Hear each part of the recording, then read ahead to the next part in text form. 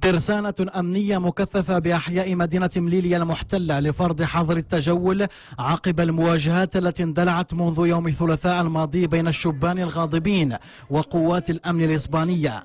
أحد الشبان الذين خرجوا في هذه المظاهرات المعبرة عن تذمر المحتجين جراء البطالة المتفشية في صفوفهم والتنديد بقيام السلطات المحلية بإقصائهم عمدا من برامج التشغيل المحلي أصيب بعيار مطاطي أدخل على إثرها إلى المستشفى.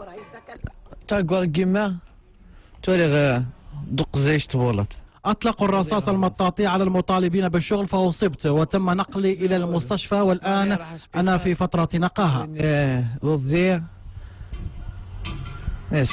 دابا هو خرجته هو بالقرايه باش يخدم علينا، صابوا شي ايامات الخدمه، دابا ما عندوش الوقت، قال لك الزيار دابا كريسي تيقولوا له ما كاين بو الخدمه.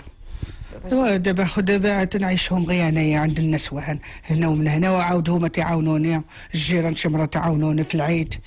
10 أشخاص تم توقيفهم ليلة الخميس الجمعة في الأحياء الهامشية من مليليا المحتلة، مما يرفع عدد الشبان الذين اعتقلوا منذ بدء المواجهات إلى 18 شخصا منهم قاصرون.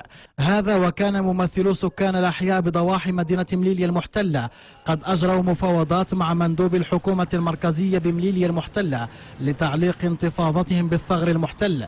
المفاوضات انتهت دون التوصل إلى أي نتائج ملموسة.